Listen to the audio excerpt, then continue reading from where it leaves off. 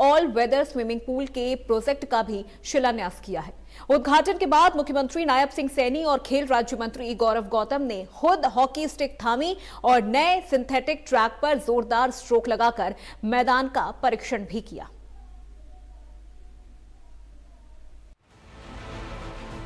खेलों का हब माना जाने वाला हरियाणा, जहां का हर एक युवा शिक्षा के साथ साथ खेलों में भी निपुण होता है। ऐसे हरियाणा की नायब सरकार के हमेशा प्रयास रहते हैं कि खिलाड़ियों को अंतर्राष्ट्रीय स्तर की सुविधाएं मुहैया कराई जाएं। खिलाड़ियों को उच्चतम ट्रेनिंग के साथ साथ खेल उपकरण और डाइट भी सबसे अच्छी मिले। मुख्यमंत्री ने कुरुक्षेत्र विश्वविद्यालय में 5 करोड़ 50 लाख रुपए की लागत से निर्मित सिंथेटिक हॉकी खेल मैदान का उद्घाटन किया। साथ ही सीएम सैनी ने 8 करोड़ रुपए की लागत से बनने वाले ऑल वेदर स्विमिंग पूल की आधारशिला भी रखी। सिंथेटिक हॉकी खेल मैदान का उद्घाटन कुरुक्षेत्र विश्वविद्यालय में मैदान का उद्घाटन किया गया। 5.5 करोड़ रुपए की लागत से तैयार होगा ये मैदान। ऑल वेदर स्विमिंग पूल की भी आधारशिला रखी गई। 8 करोड़ रुपए की लागत से तैयार होगा स्विमिंग पूल। मल्टीपर्पज इंडोर खेल हॉल का भी निर्माण होगा। 4.5 करोड़ रुपए की लागत से तैयार होगा हॉल। युवा नशे से दूर रहें और खेलों के प्रति उनकी रुचि बढ़े, इसको लेकर भी सरकार काफी प्रयासरत है। नायब सरकार खिलाड़ियों के लिए अनेकों योजनाएं चलाकर भी युवाओं को खेलों के प्रति जागरूक कर रही है। खेल नर्सरी योजना, संस्थाओं में खेल नर्सरी के जरिए बचपन से ही बच्चों को प्रशिक्षण देना। बुनियादी ढांचा विकास, खिलाड़ियों के लिए आधुनिक सुविधाओं से भरे खेल स्टेडियम और प्रशिक्षण केंद्र बनाना। वित्तीय प्रोत्साहन, पैरालंपिक और ओलंपिक पदक विजेताओं को बड़ी नकद राशि।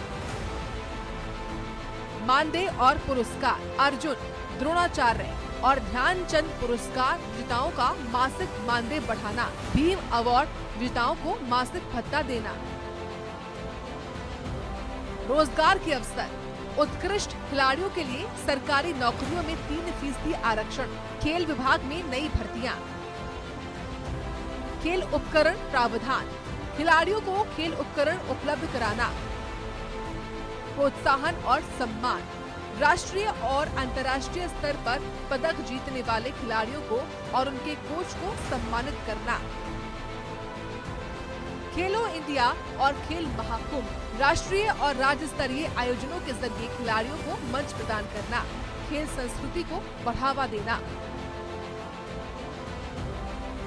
हरियाणा सरकार न सिर्फ खिलाड़ियों को खेलों के प्रति जागरूक करती है, बल्कि खेलों में अच्छा प्रदर्शन करने वाले युवाओं की मेहनत की सराहना भी करती है और खिलाड़ियों को विशेष सम्मान भी दिया जाता है।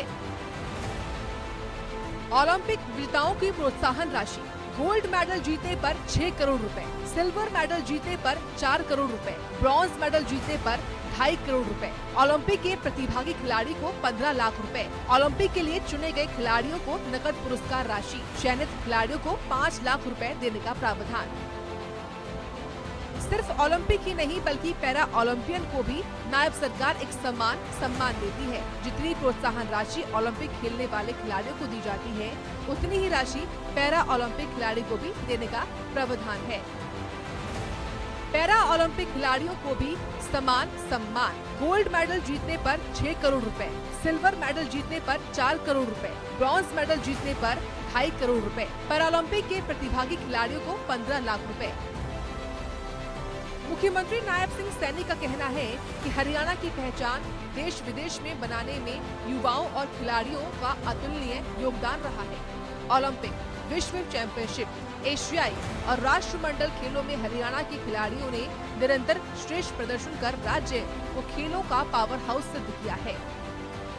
साथियों, मिशन ओलंपिक 2036 विजय भव योजना, उसको भी हमने लॉन्च किया है। विजय भव योजना के साथ और खिलाड़ियों के लिए हमने बीमा योजना के अंतर्गत 20 लाख रुपए तक का मेडिकल कवर, वो भी इसके अंदर कवर किया है।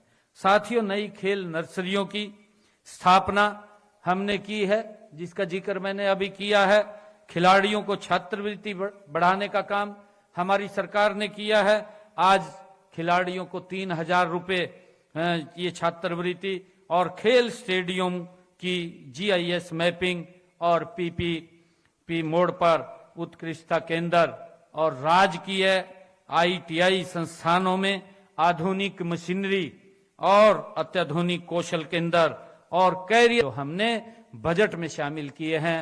और आने वाला जो ये 26-27 का बजट है, जो आपके महत्वपूर्ण सुझाव हैं, उसमें भी हम इनको शामिल करने वाले हैं। साथियों, हमने पिछले 11 वर्षों में 16,000 से अधिक पदक विजेता खिलाड़ियों को 683 करोड़ रुपया हमने नगद पुरस्कार के रूप में देने का काम किया है।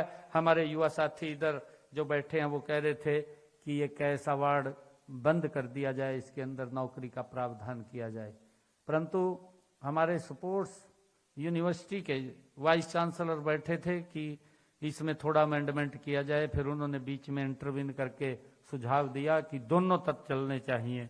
ये बात इन्होंने तुरंत माइक पकड़ करके कही है। साथियों, मुझे खुशी है कि हमने 683 करोड़ रुपए के पिछले 11 वर्षों के अंदर, अगर आप लोग देखेंगे, अपने खिलाड़ियों को नगद पुरस्कार देने का काम